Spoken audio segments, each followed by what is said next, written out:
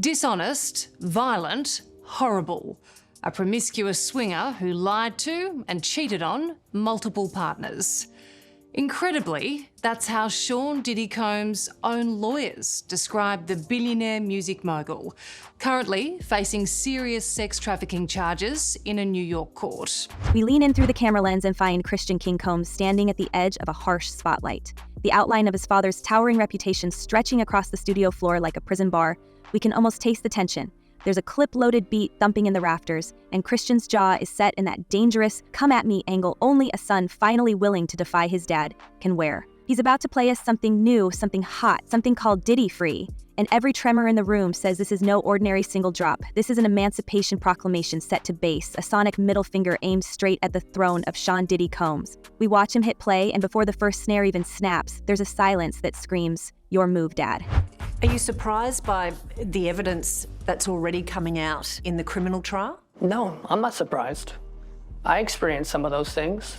Witnessed violence. We stay in that silence because it's the same hush rolling through any York federal courtrooms where Diddy himself sits under the fluorescent chill of a jury box. 2 counts of trafficking for intimate purposes, 2 counts of transporting partners across state lines for bedroom rendezvous, and 1 monster-sized racketeering conspiracy charge still dangling above his 55-year-old empire. Just yesterday, the jury murmured they had verdicts on 4 counts but were hopelessly knotted on the biggest one. And while those 12 deliberators slog through transcripts thicker than the Manhattan phone book, Christian's track explodes online at midnight, its hook practically daring us to pick a side. Is it solidarity for his father's freedom, or is it a coded cry that he, too, wants out from under a name now dripping with scandal?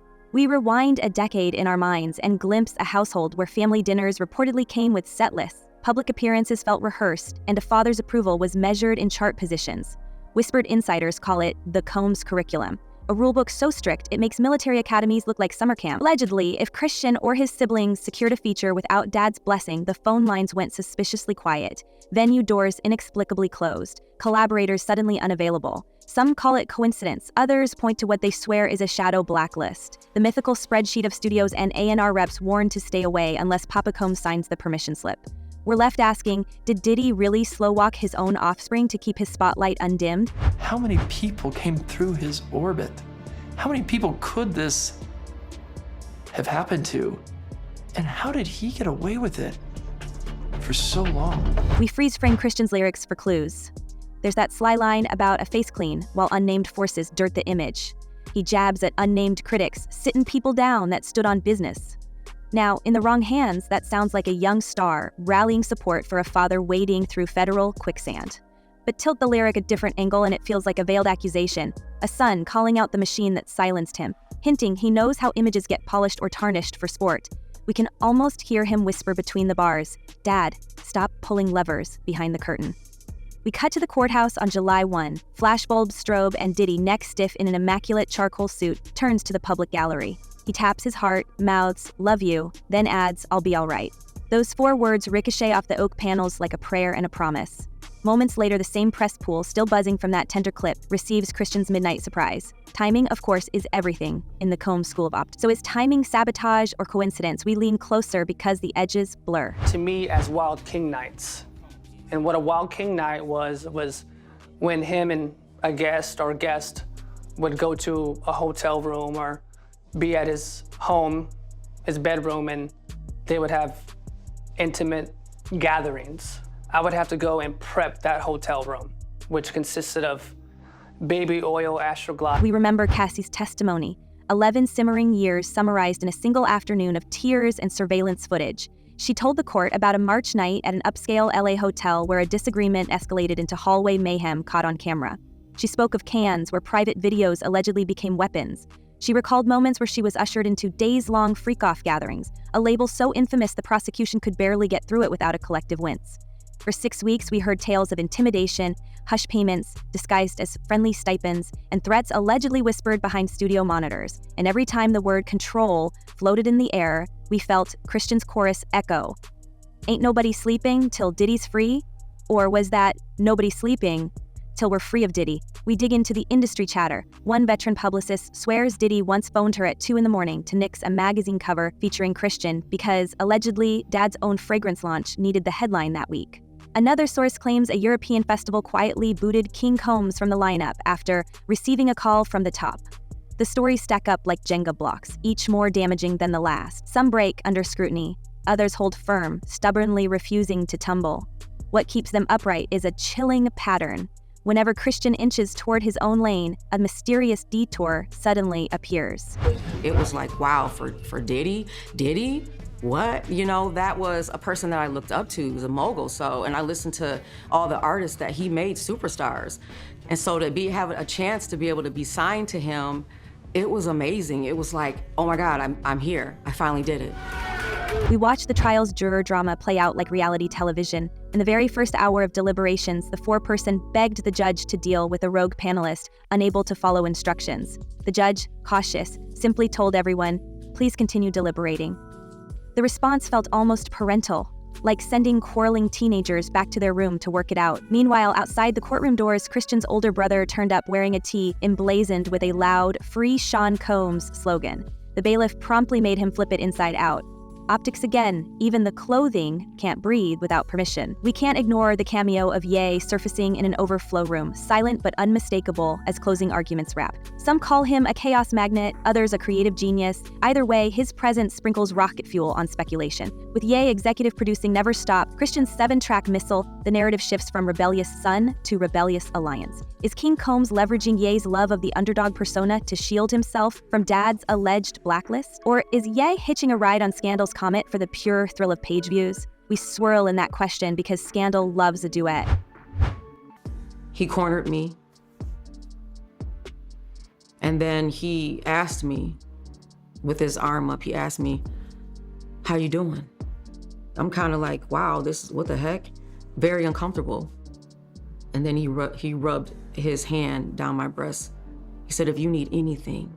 We roll back to memory lane, to lavish birthday parties broadcast on social feeds, where Christian followed step choreography beside Dad during elaborate stage runways disguised as family gatherings. External smiles seemed bright enough to scorch retinas, but insiders later muttered about spiritual exhaustion that creeps in when every hug doubles as brand reinforcement. A former nanny, name sealed behind iron non-disclosure paperwork, reportedly told friends that if Diddy wanted quiet, the whole mansion went silent. If he wanted rehearsal at midnight, lights flicked on and sleep was postponed. Imagine, she allegedly said, living in a permanent dress rehearsal for a show you never auditioned for. We picture the psychological toll. It's not the obvious kind, no chains, no locked doors. It's subtler.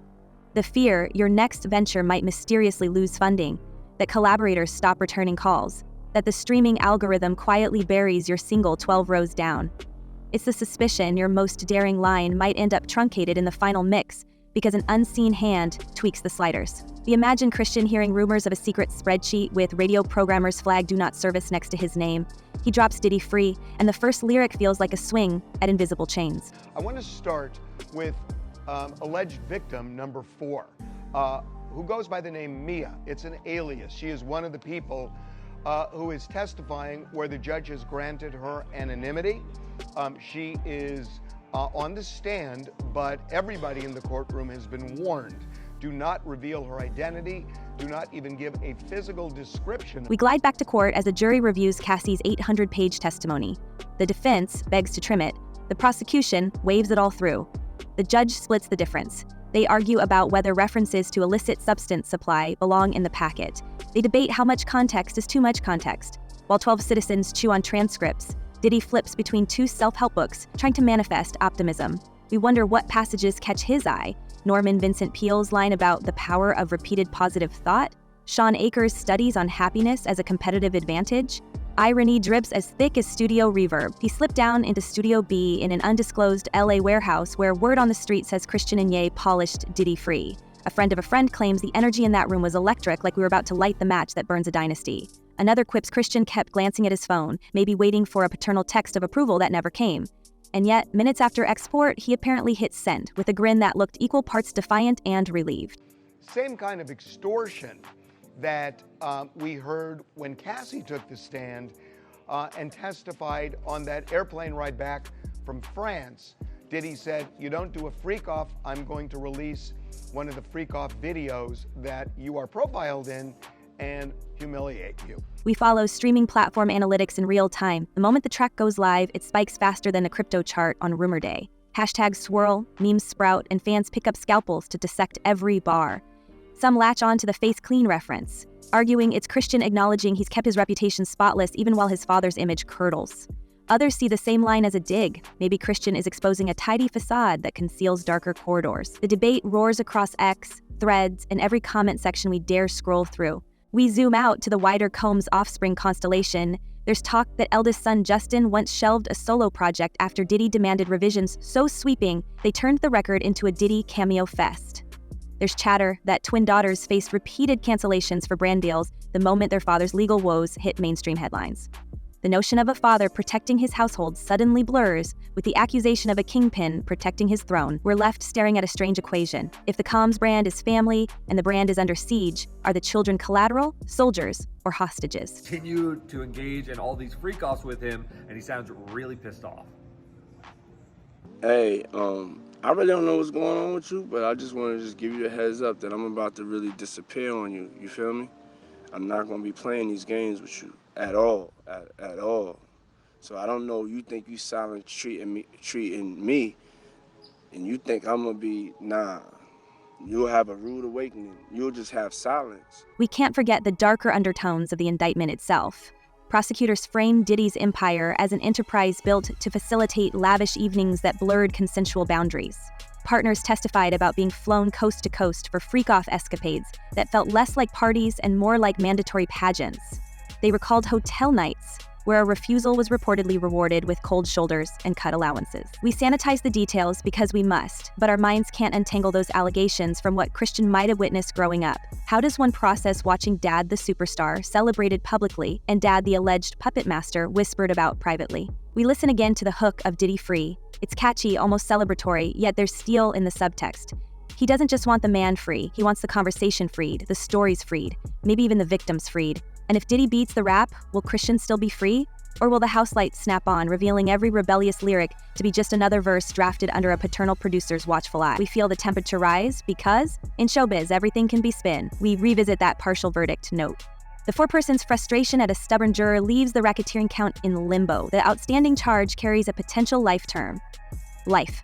A word that looms large when you're talking about a mogul whose very label once bragged about can't stop, won't stop. The phrase now feels ominous.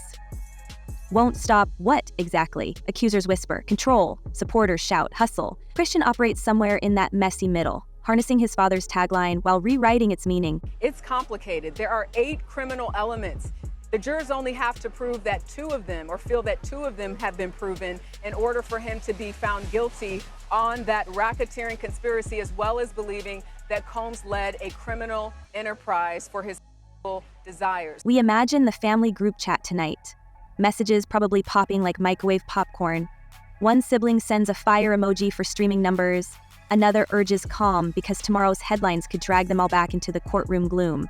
We picture Christian staring at his father's contact name glowing on the phone screen, thumb hovering, sweat rising, wondering whether to answer or let it ring into oblivion. That's the tragedy of dynastic drama. The line between love and liability is razor thin. We feel the pressure cooker expanding as new rumors swirl. An entertainment attorney hints that Christian might have more than beats hidden in his hard drive, that he could possess studio footage or an unfiltered diary of events capable of cracking the Combs facade wide open. A marketing insider claims talent agents are quietly jockeying to sign King Combs once the trial dust settles, betting on a redemption narrative worth millions of dollars. But first, they say, he has to sever the invisible umbilical cord tying every future royalty check to Dad's signature. The government essentially said that Sean Combs led a criminal enterprise for his desires, that he tried to cover up crimes, that he was the leader of this criminal enterprise, and that he committed at least 2 that they believe of these elements that are part of the racketeering conspiracy. In fact, We step back into the courtroom hallway and notice how Diddy, usually buoyant, now lingers when the marshals guide him out. Each day he stares at reporters a bit longer, maybe hoping to transmit confidence by osmosis. Yet his shoulders slope a little more each afternoon. We remember his parting whisper to his mother, "Love you," And we wonder if he rehearsed that, too, or if that was the rare unscripted moment in a life built around scripting everything. To drive our narrative into the eye of the storm, if Diddy truly maintained a hush-hush blacklist, Christian's sudden alliance with Ye might not be a rupture but a defense strategy. Ye, forever unfazed by gatekeepers, could be the one collaborator impossible to strong-arm. And if the collaboration thrives, if Diddy free rockets to the top while the patriarch sits in legal turmoil, will other artists join the exodus? Could we see an entire new wave of Combs but not Combs talent surfacing under banners that purposefully exclude the family name? We pulse with the possibility because revolutions rarely start with an army. They start with a single, scandalous beat. We think about those lyrics again, the tagline, we see Diddy free. On the surface, a chant for acquittal, underneath a dare for transparency, and buried deeper maybe a prophecy. If Diddy isn't freed by a jury, perhaps Christian is the one about to break the chains by airing truths too volatile for any courtroom. We can practically see a documentary crew assembling equipment, ready to ride shotgun on this narrative because exposés sell, and confession sells even better. They needed to show that there was an agreement, that the organization knew what it was doing, that it was an enterprise, not in law, but in fact, that people understood the object of the enterprise, which was to promote Sean Combs and his brands and sort of fulfill any deviant desires he may have had, and then to cover up any crimes committed over the course of fulfilling those desires. We pivot to Cassie one last time, scrolling her social posts referencing survival and healing. We consider Don Richards' testimony about threats to go missing if she talked. We overlay these accounts onto Christian's lived experience of red carpets and penthouse vistas.